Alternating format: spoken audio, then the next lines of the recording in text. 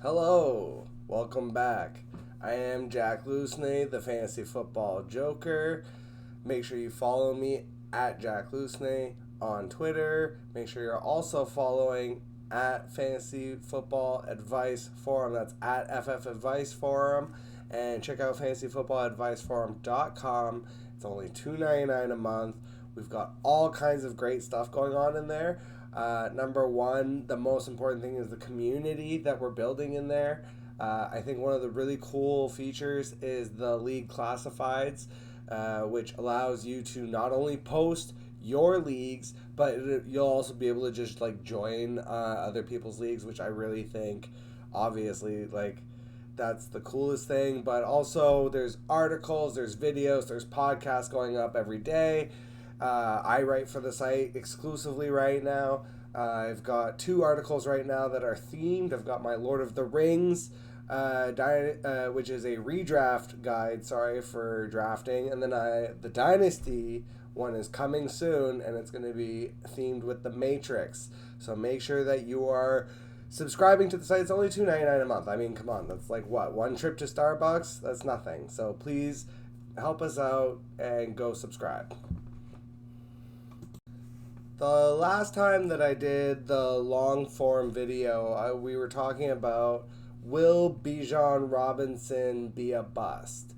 And I don't want to say that he's going to be a bust, because it's like I'm saying he's going to be bad. I don't think he's going to be bad. I just think he is going to underdeliver on expectations. And when I say underdeliver on expectations, it depends what you are expecting. So if you're thinking, okay, well, Bijan's going to come in and immediately run for 1,500 yards, that might be a tall task. So I wanted to look it up.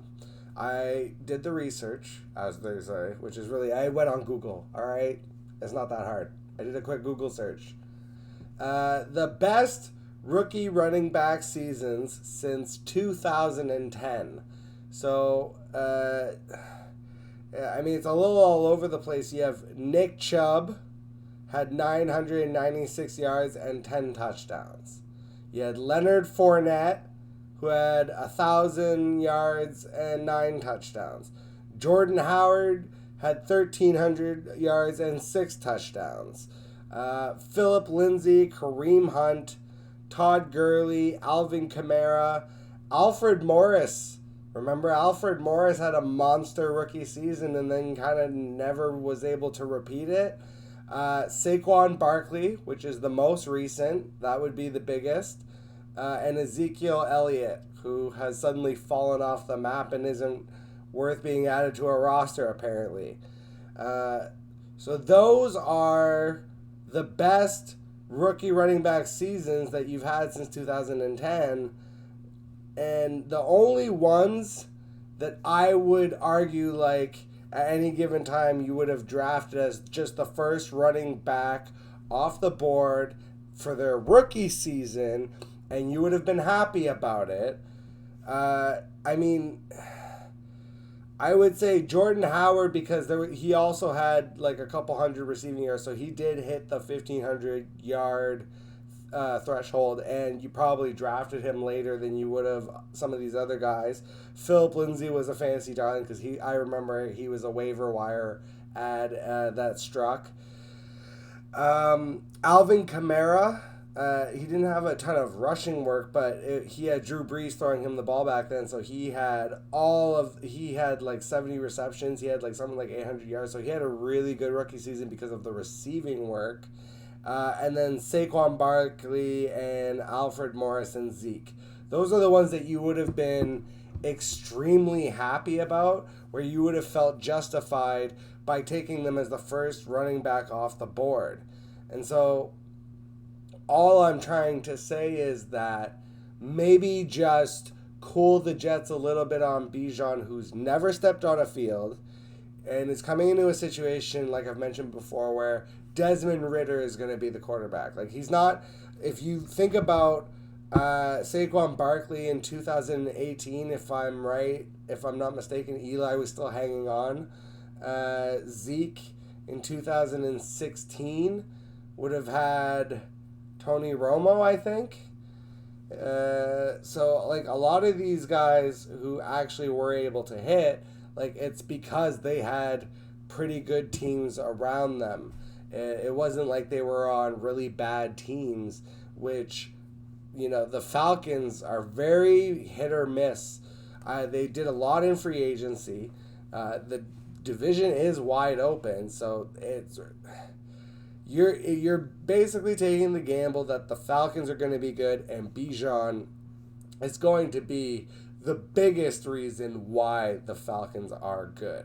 So I just wanted to kind of bring that back full circle. I really do like Bijan. I haven't been able to get him a lot of places because he's going so high, and I just see someone like Najee Harris as such a value comparatively, where I feel like it's almost a lock that Najee will either finish ahead of Bijan or very similarly, and the difference is Bijan is going in the first or second round, and Najee I've been getting everywhere in the third or fourth round. So it's such a value comparatively. That's the one thing that really makes me nervous about drafting Bijan. But otherwise, I mean, I support you fully. Go right ahead and do it. I wish I could have the brass balls. So the theme of the video, the main reason that I'm here is that I wanted to talk about the 4 fallacies of fantasy football. So these are like 4 things that I don't necessarily just ignore. Okay, there's nothing absolute about fantasy football, and absolutists in fantasy football honestly drive me crazy. The biggest thing, honestly, before we even get into like the 4 fallacies, you need to be flexible. Okay, do yoga every day. You gotta bend over backwards. You gotta be able to stay limber. Sorry, I'm doing so much motion with the arms here. I'm waving in a plane, which I will be taking tomorrow to go to Chicago. Chi-Town, Windy City, baby. So, it's a trap. The 4 fallacies of fantasy football. Number 1, target share. I always hear fantasy heads, fantasy scientists, fantasy gurus, fantasy experts, so-called, talking about target share. Target share this, target share that. This player has great target share. This player has bad target share. Target share, target share, target share. Let me tell you something. I would rather have 20% of a watermelon as opposed to 80% of a grape. Let me repeat that for you. I would rather have 20% of a watermelon as opposed to 80% of a grape. And what that means is I would rather have a smaller piece of a much better offense than a bigger piece of a really, really bad offense. And so, just a quick example, just off the top of my head, is if you're looking at a player when you're getting into the deeper parts of your drafts, and this is going real deep dive here, but like KJ Osborne versus a player like Robert Woods. Okay, let's talk. I mean, redraft and dynasty. Obviously, you have age is on the factor of Osborne's side. That's easy. But arguably you could say that the target share will probably be larger for Robert Woods. But what are those targets going to look like? What is that offense going to look like? Whereas KJ Osborne's targets could end up being ultra valuable. And not all targets are the same because obviously end zone targets are much different compared to targets, between the 20s. So target share, just saying someone has a big target share, to me doesn't mean anything. It's like, okay, well, a player has 20% target share. Cool. If it's 20% of 80, because he had 80 targets in a pretty low yield passing offense, and then most of those targets were between the 20s, well, that player probably wasn't very valuable. But honestly, you could have a player getting a 10% target share, but the difference is that the end zone target share is 20 or 30%. So this player might not be doing much in between the 20s, but then once they get down to those, 5 to 10 yards, especially because the red zone's extended 20 yards out, but 20 yards out, your wide receivers can still do work. When you get into those like 5 yards, they have different packages completely because you're working with the back of the end zone, and so those targets are completely different compared to other targets in the game. So red zone targets, that's a stat where I'm like, yes, let me get those red zone targets all day every day. So target share is not, it's good to look at. I like it as a guideline. All of these things that I like to use as nice little guidelines, but I don't let them just ultimately make my decisions for me. I'm a joker. That's what I do. I let my heart make the decisions at the end of the day. I get a little kooky with it. I just kind of let the dice roll. I'm just an agent of chaos. I'm just a dog chasing cars here. But I understand if you're a more analytical person and that's, you like to go through those processes, but you can't let that, again, going back to the overall arcing point of fantasy football, you cannot be an absolutist. You have to stay flexible. You have to always be willing to compromise, honestly. So number 2 is disappointing fantasy seasons versus reality expectations. And like when I say reality expectations, I mean that on 2 levels. I mean both, what are the realistic expectations as a fantasy producer and from fans, and then what are actually internally the realistic expectations of the team and the coaching staff and even the teammates. Like those are honestly more often than not 2 completely different worlds. And so when you're talking about a disappointing season for a fantasy player, you look at players like Justin Herbert and Najee Harris. Those especially come to mind where it's fresh off last season. First of all, these are young players that obviously have like good prospective careers ahead of them, right? And so one bad season does not a career make. And so especially in Dynasty, it's crazy to me that all of a sudden, Justin Herbert is not as bad, but you could basically flip Joe Burrow and Justin Herbert any given year of which one is going a little bit later. In redrafts, Herbert might slip a little bit to maybe the 2nd or 3rd round, and so thereby, if Burrow's ADP is higher, that makes Herbert the better value because they're basically they're both in excellent offenses. They're both pocket passers. They're both going to throw for 5,000 yards and arguably 30 to 40 touchdowns. So does it really matter which one you have? I don't think it does. I think really you just take the one that is the better value, and that's just the one that's going later.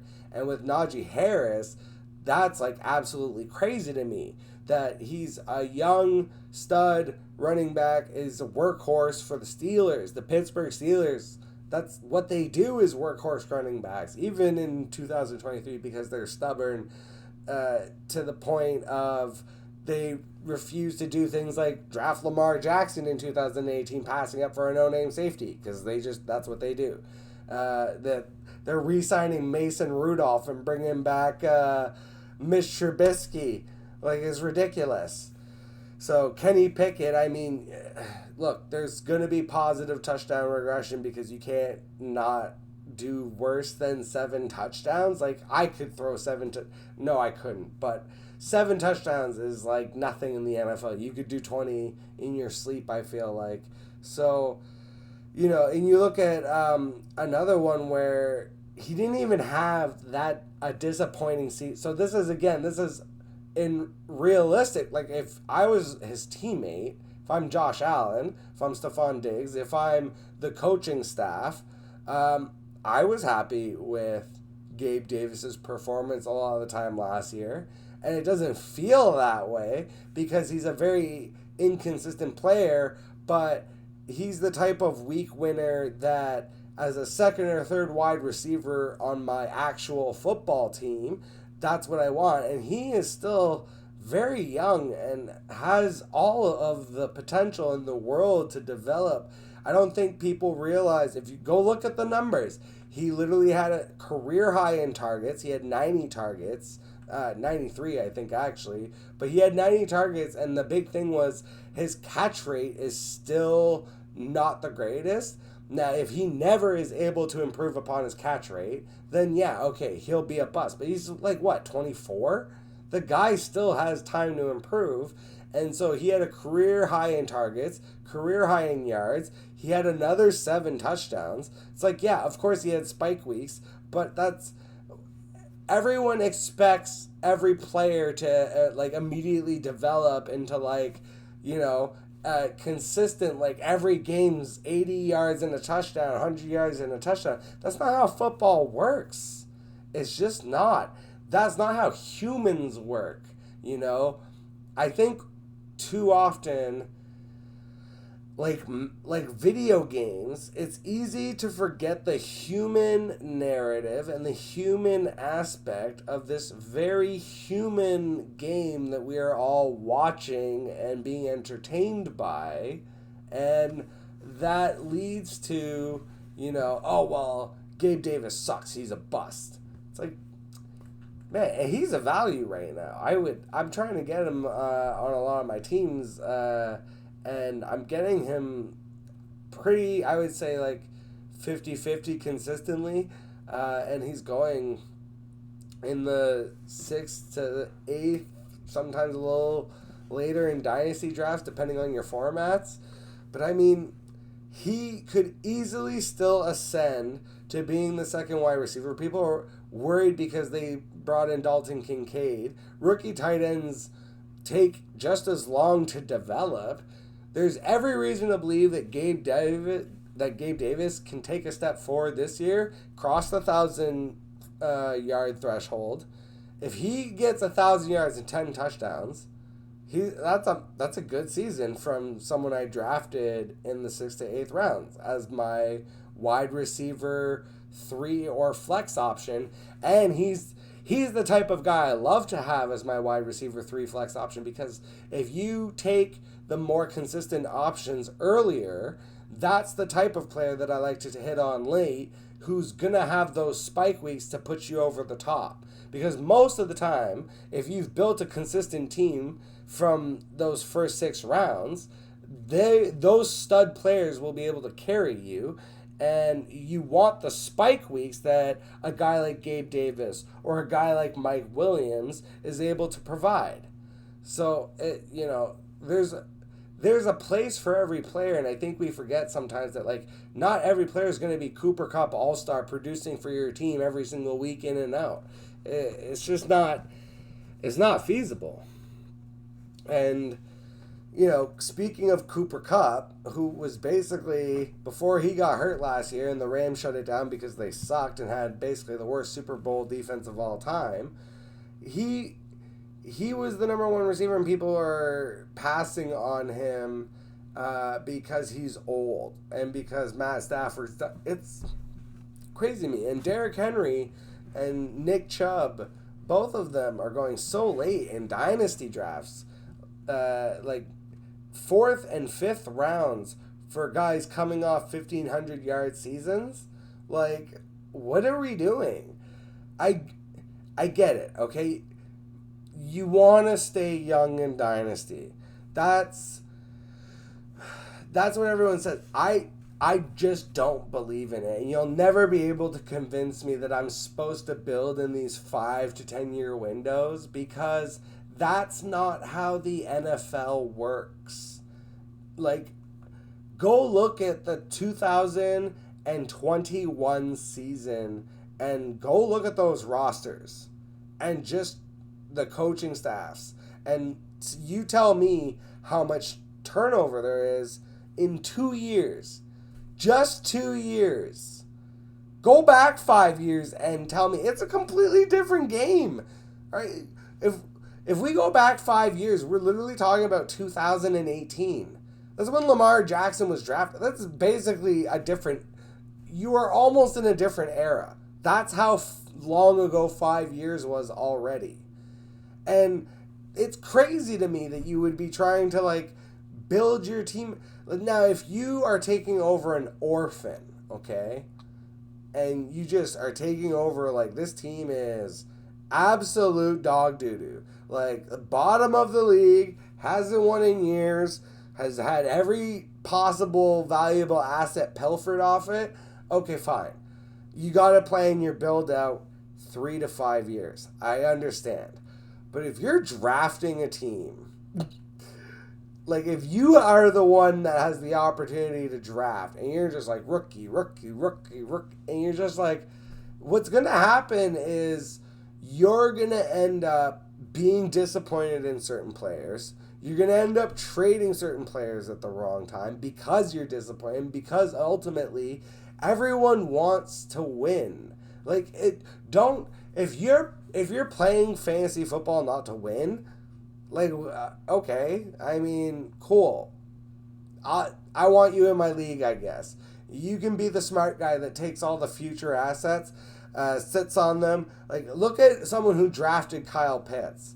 How mad are you right now if you drafted Kyle Pitts? You can't do anything. And now people are, like, buying low on Kyle Pitts.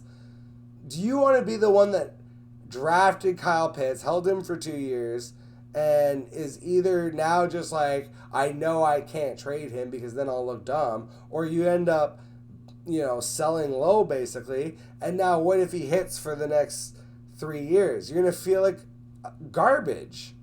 So these are the kinds of situations where it's like, and you look at a guy like Derrick Henry. I like to compare Derrick Henry to Adrian Peterson.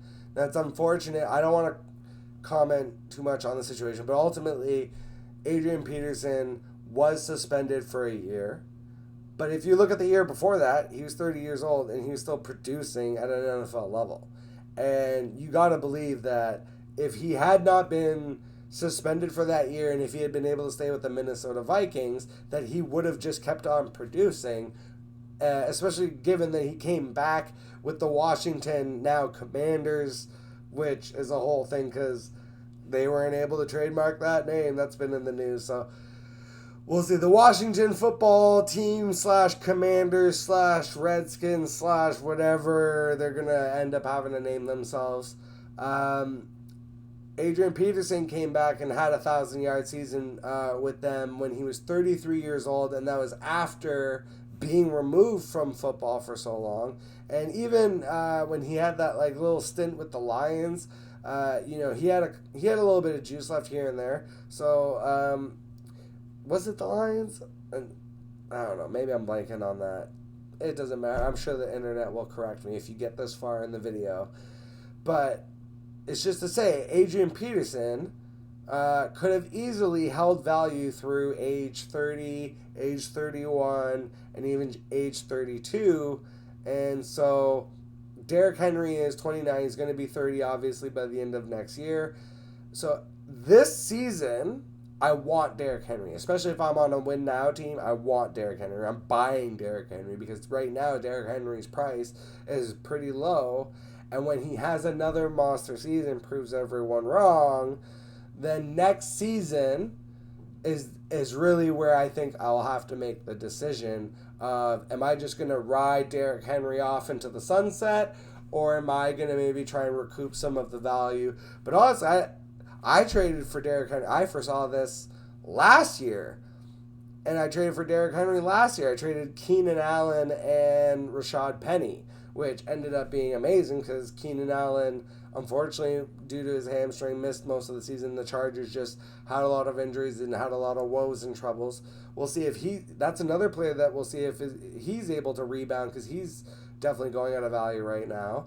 So it's just, age is not the be-all, end-all for these players. And, it's the NFL. Some of these guys are going to have old man strength, And so the last thing that I wanted to touch on, the fourth fallacy of fantasy football, is average draft position. Yeah, the ADP story, it drives me a little crazy. And in redraft it's a little more understandable, but dynasty, look at me right here. Dynasty, ADP is stupid. And I'll tell you why. Because when you are doing your startup dynasty draft, you get one. You can do as many mocks as you want, but when you do your startup dynasty draft, ideally, for that league, you only get one. If you mess that up, you've essentially messed your team up. And so if you start doing the ADP game, and you just end up missing on the players that you actually wanted, and you kind of, here and there take a couple of panic picks, it's not long before you're staring at your roster thinking, what the hell did I just do? And so, and I'm not saying go crazy here, but I'll use Jordan Love as an example, okay? Because if you look at Packers history, they went from Brett Favre to Aaron Rodgers to now Jordan Love. And you can argue even that going as far back in history as the days of Lambeau and Bart Starr. Sorry, not Lambeau. The days of Lombardi and Bart Starr, sorry. You can argue that the Packers have essentially gone from NFL Hall of Fame quarterback to NFL Hall of Fame quarterback to NFL Hall of Fame quarterback. And it's so, I'd almost argue, what are the chances that history doesn't repeat itself? And if I'm looking at what they did, I wish they would have just taken the plunge and grabbed Jackson Smith and Jigba.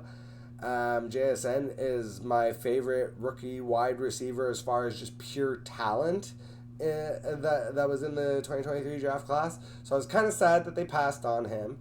They took that linebacker kid. I forget his name right now. I apologize. More about the offense in fantasy football, right? I don't do a lot of IDP leagues, but maybe that's something I can get into this year, I'm always willing to try new things, I guess. To a limit, I guess. Anyways, it's just one of those things where, so Jordan Love, if you believe that Jordan Love is going to be a 10-year starter, and that's being generous because, given his age and his talent and the landing spot and the history and everything, Aaron Rodgers having a 20-year career. So let's just say this is you want to talk about your long-term build. Let's say 5 to 10 years, all right? That he's going to be just the starter and an above-average starter for the Green Bay Packers. So his average draft position currently is usually, I've been seeing it in between the 8th and 10th rounds. Some people are bullish on him. Some of the leagues I play in, especially do a lot of Superflex leagues, he tends to go a little bit earlier. But it's one of those things where, if you are very sure about Jordan Love, like I feel like I'm very sure about Jordan Love, and especially if you're playing in a league where you know your league mates are savvy, go ahead and just take him in the 6th round. I'm not saying draft him in the 1st round, then you look like a dink, but go ahead and take him in the 6th round, then you look like a genius, because then you just look like you jumped ahead of everyone, and they're gonna be like, I was about to get him in the next round, and that's the best feeling. Whenever someone says, oh, I was about to take him next, or I was about to take him next round, and you got me, that is that's winning in the draft every time. So, just a couple of guys like that, Najee Harris, I've seen him go a lot in the 4th, so I've been grabbing him in the 3rd. Jordan Love, I've seen him go 8 to 10. So yeah, in super flex, I'll jump as high as 6. In single quarterback, I really like taking him as my 2nd quarterback. So you can get him a little bit later there, but even then, especially dynasty, like again, if you draft Jordan Love in a dynasty league, even if it's a single quarterback, and you take him and you just let him sit on your bench, if he does really good this year, then his value is only going to be exponentially higher next year, and you'll probably be able to flip him for something. So definitely, ADP, again, like all of these other things, it's a guideline.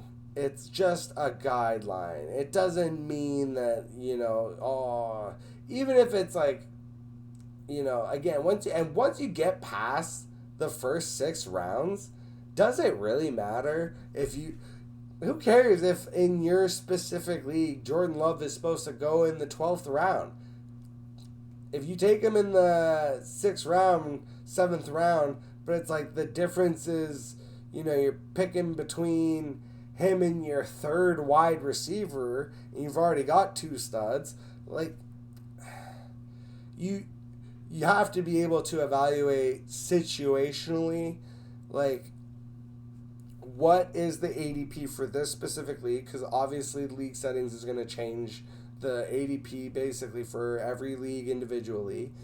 And then you also have to consider, who am I playing with? So if you're playing with a bunch of people that are experts, quote unquote, like, you're going to have to make little jumps here and there to be able to just land on the guys that you're absolutely like, okay, this is a guy that I want. He's my guy. Like, I need to have him on as many rosters as possible.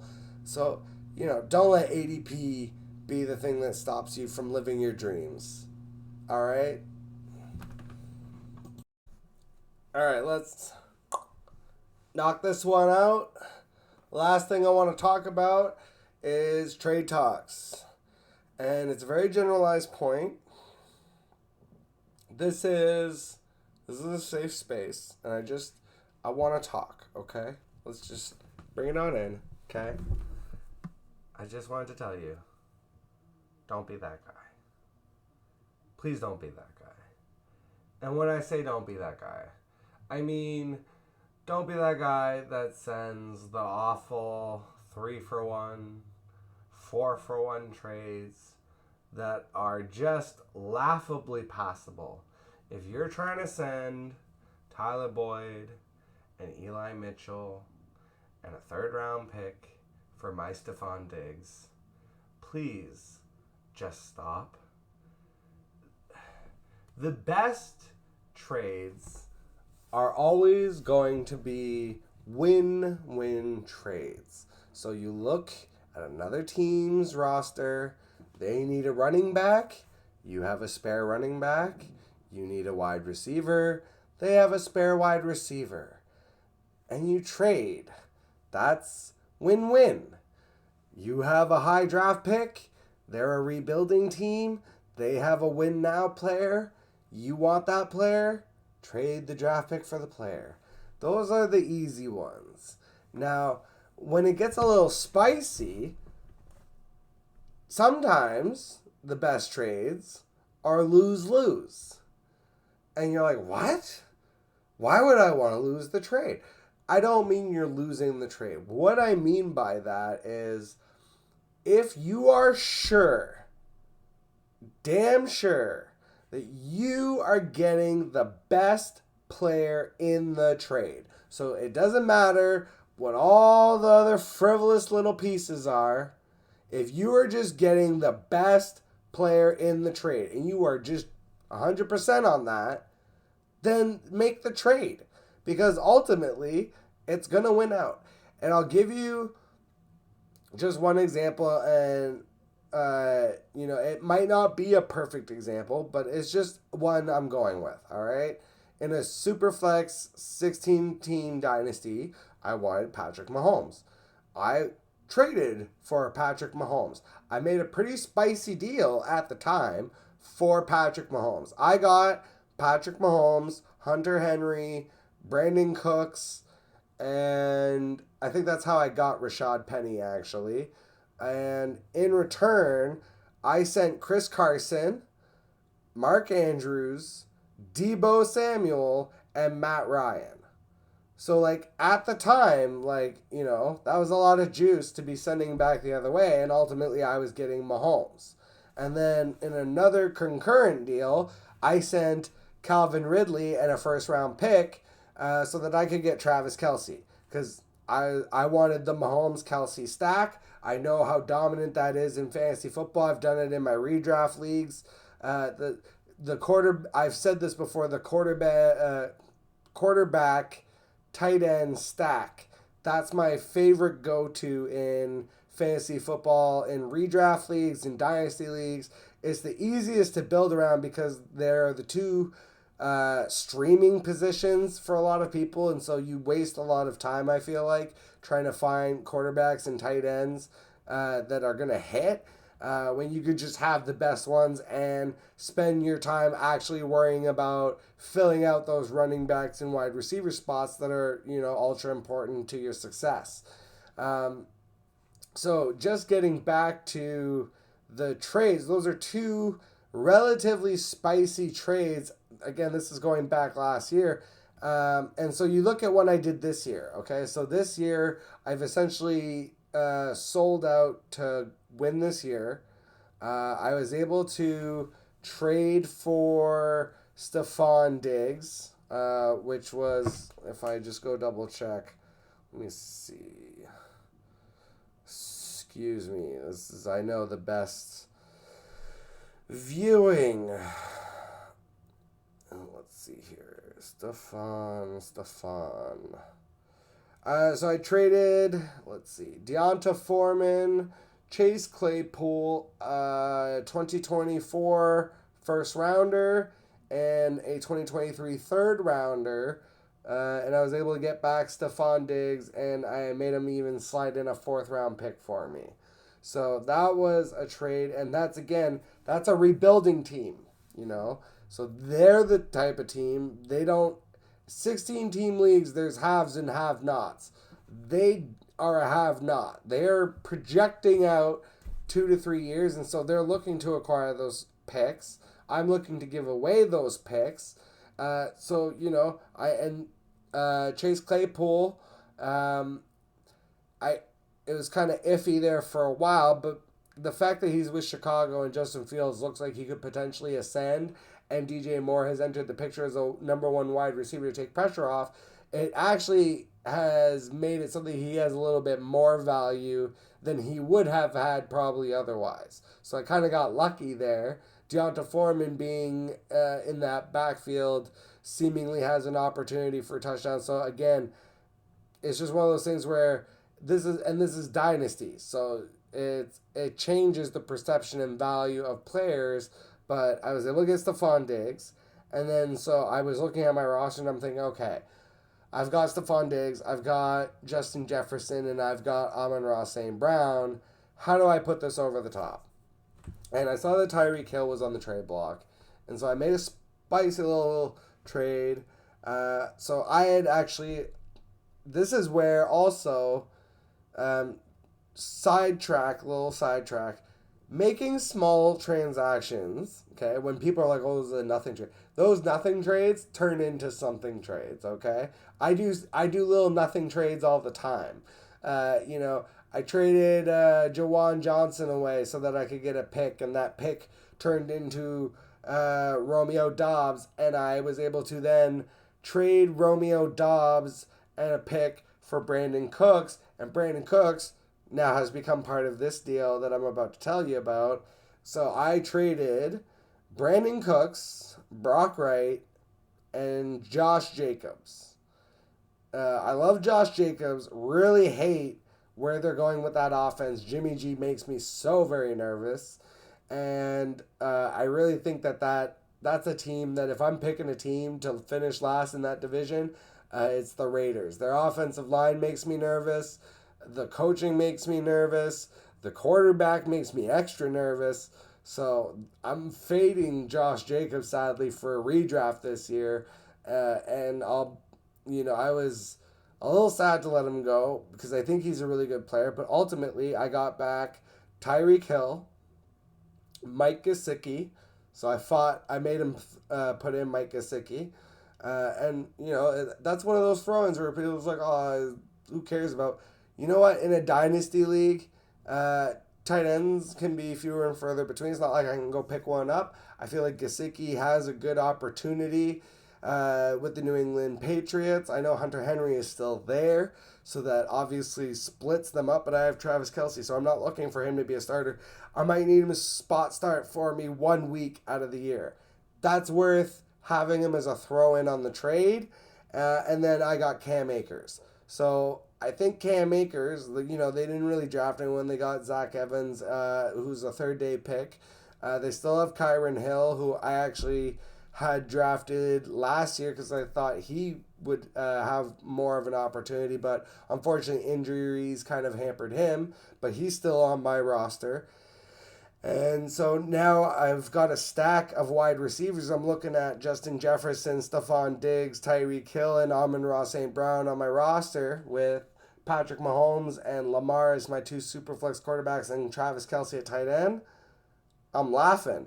And I still have also Derrick Henry is my main running back, who I had traded for last year because I was able to, again, using part of the throw-in from one of those previous deals, I traded Rashad Penny and Keenan Allen, like I had previously mentioned, to be able to get Derrick Henry. Because that manager I guess he was nervous about the age or him falling off, and then he had a fantastic season. I expect him to do the same thing again, and that goes right back to the 4 fallacies of fantasy football. And that has been the second episode of the Fantasy Football Joker. And if you have been with me, I super appreciate you. This is really obviously the very beginning of this journey. So you're getting in on absolutely the ground level for sure. I will be off for 2 weeks as I am going to America. I do have some personal news. It's not normally something that I would just be like putting out there, but yeah, I'm getting married. So I'll be doing all like the paper signing stuff in the U.S. and then the ceremony itself is in October in my hometown of Sault Ste. Marie. So yeah, it's gonna be a whole thing. And when I come back, I may have a little surprise, and so you'll just have to tune in next time to see what that might be. So wish me luck. I'll be going to Chicago and Des Moines. I'll still be dropping short little videos along the way. Once again, please make sure that you are following at Jack Lusney on Twitter. Follow, give a sub, a like, a comment, whatever. It all helps. It's the algorithms. I'm starting out, so literally anything helps. And yeah, I hope you all have a fantastic weekend, an even better couple of weeks. Stay crazy, stay chaotic, stay spicy. Fantasy Joker out.